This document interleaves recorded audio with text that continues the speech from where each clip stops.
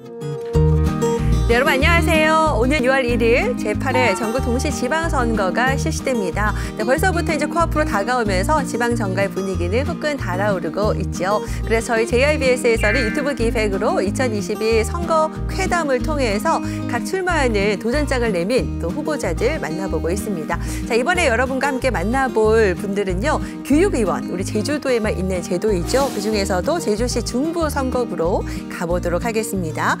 중부선거구는 1도 1동과 2도동, 또 3도동, 용담동, 그리고 건입동, 오라동 지역을 말하는데요. 이 선거구에 출사표를 던지셨어요. 고일숙 예비 후보자입니다. 어서 오세요. 네, 반갑습니다. 반갑습니다. 네, 반갑습니다. 먼저 본인 소개 좀 부탁드릴까요?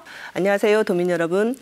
저는 이번에 동시 지방선거에 교육위원 예비 후보로 지금 출마하고 있는 고의숙입니다. 네, 저는 지난 30년간 초등학교 교사로 아이들과 교단에서 지내기도 했고 또 교육 행정의 일들을 담당하기 위해서 제주도교육청, 장학사, 탐나교육원, 교육연구사를 역임하기도 했습니다. 더불어 핀란드와 제주교육의 공동연구를 위해서 핀란드 우에스킬레 대학교에 파견 근무를 갔다 오기도 했습니다. 그리고 바로 직전에는 코로나 시기에 학교 현장에서 교감으로 코로나와 우리 학교 코로나 속에서 우리 아이들의 안전과 그다음 교육을 책임지기 위해서 교감으로 근무하다가 이번에 제주교육을 위해서 조금 더 많은 일들을 해보고자 교육위원회에 출마하게 되었습니다. 네, 고맙습니다. 네, 그렇군요. 여러 가지로 이제 다양한 경험들을 하셨어요. 핀란드에 가서서 또 좋은 또 정책들도 보고 오셨고, 네. 자, 그런 현장의 경험들을 가지고 이번에 이제 도전하셨다고 하셨는데 보니까 특히 정교조 사무처장과 정책실장도 역임을 하셨네요. 네. 정교조 활동 중에 혹시 기억 남거나 보람 있었던 일도 있으세요? 네. 정교조 활동은 정교조 이제 조합원 선생님들의 여러 가지 그 요구들을 담고 제주교육에서 선생님들의 교육 환경 개선이라든가 좀 더 나은 교육의 발전을 위해서 교육청과 많이 협상하기도 하고 그리고 대외적인 활동을 많이 하기도 했었고 특히 JIBS처럼 언론사 여러분들과 연대해서 여러 가지 일들을 많이 했던 것이 기억에 납니다. 그렇군요. 네. 자, 그러면은 이번 교육위원 선거에 출마하게 되셨는데 좀 더 구체적으로 출마하게 된 배경에 대해서 좀 더 설명해 주신다면요. 네네. 2020년 우리 사회가 아주 직면한 코로나19는 학교 현장에도 상당히 많은 변화를 갖고 왔고 또 이 이후의 교육에 대해서 많은 고민을 하게 했습니다. 코로나19 이전의 교육과 코로나19 이후의 교육은 상당히 많이 다르다고 생각이 듭니다. 코로나19 이후에 2년 동안의 학교 현장에서 교감으로서 근무를 하면서 상당히 많은 변화들 속에 우리 아이들의 성장과 제주교육의 미래를 열기 위해서는 학교만의 노력, 교육청만의 노력으로는 이 많은 변화들을 가져오기 어렵다는 것을 절감하게 되었습니다. 그런 필요와 맞물려서 상당히 간절하게 제주교육의 변화가 필요하다. 그랬을 때는 학교를 넘어서 교육청과 지자체 또는 지역과 학교를 연결하는 누군가가 필요하다고 생각했고 그게 교육위원이라는 역할이라면 잘할 수 있을 거라는 생각이 들었습니다. 그래서 출마하게 됐습니다. 그러셨군요. 자, 이렇게 또 출마하게 된 배경 중에 또 여러 가지 사실 가족들이 힘이 돼야지만 또 가능할 거라 생각이 들어요. 보니까 우리 배우자가 강경식 전 도의원이시더라고요. 어떠세요? 또 이번에 출마하는데 힘이 좀 되셨나요? 네. 찬성하셨나요? 이게 뜻밖의 질문이신데요. 가족으로서 이제 정치를 하는 가족을 둔다는 것은 상당히 어려운 일이죠. 또 경험도 해보셨었고.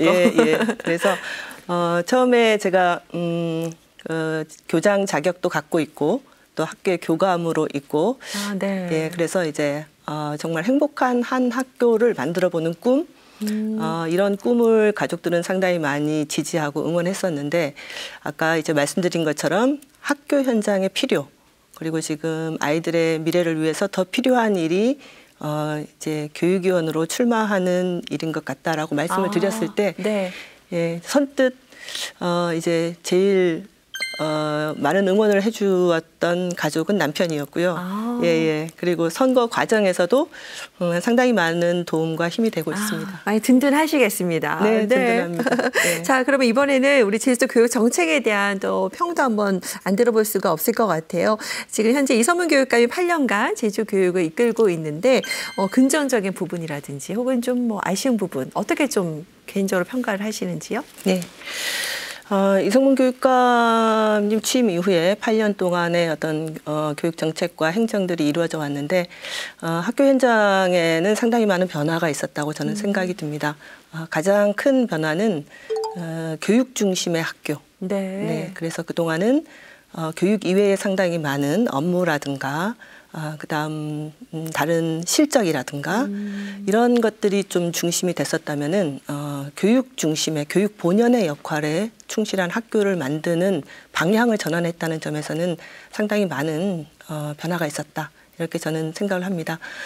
그렇지만 그 변화의 과정 중에 상당히 많은 요구들이 있었고 또 변화에 대한 갈망들이 있었고 그런 요구들이 학교를 구성하고 있는 다양한 구성원들이 있거든요. 뭐 행정직도 있고 공무직도 있고 예, 교직원도 그렇죠? 있고 학부모도 있고 그리고 각 우리 제주교육을 이루는 동문회도 있고 그 변화의 과정 중에 그 다양한 구성원들의 의견을 충분히 소통하고 수렴하는 데는 좀 부족하지 않았나. 네, 이렇게 생각이 듭니다. 긍정적인 면도 있지만 또 소통 부분은 좀 아쉽다라는 얘기를 해주셨고 그러면은 앞으로 이제 제주 교육 현안 여러 가지 중요한 해결해야 될 현안이 참 많아요, 그죠? 네, 어떻게 보시는지 우리 최우선적으로 우리 제주 지역 교육 현안 어떤 게 있다고 보세요? 해결해야 될 현안?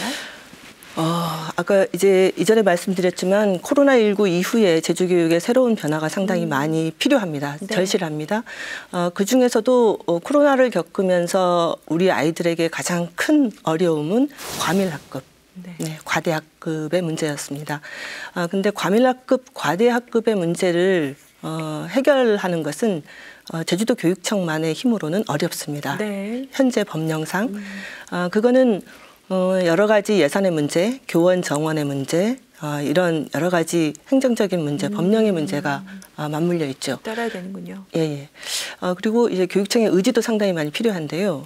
그런 해결의 일단 의지를 교육청에 갖는 것이 중요하고 법률적이라든가 행정적인 어떤 그 여러 가지 해결 과제들이 있는데 이런 과제들은 우리가 특별자치도인 만큼 교육자치에 대한 여러 가지 권한들을 좀 더 강화한다면 예, 앞으로 해결하기가 쉽지 않을까 이렇게 생각해 봅니다. 교육자치 권한 강화가 좀 시급하다. 이 말씀 중요하다고 하셨고. 자, 그러면은 여러 가지 이제 구상하고 있는 공약이 있으실 거예요. 다 설명하기에는 좀 시간이 없어서 주요 공약 3가지 정도만 간략하게 좀 설명해 주신다면 어떤 게 있어요? 지금은 교육의 대전환 시대라고 생각을 하는데요. 미래를 준비하기 위해서는 현재를 정확히 진단해야 된다고 생각합니다. 예, 그리고 코로나19 이후에 우리 아이들이 당면하고 있는 학력, 학습, 격차의 문제, 예, 정서 지원의 문제, 이런 문제를 가장 시급하게 현실적으로 해결하고 대안을 마련해야 하는 것이 중요한데요.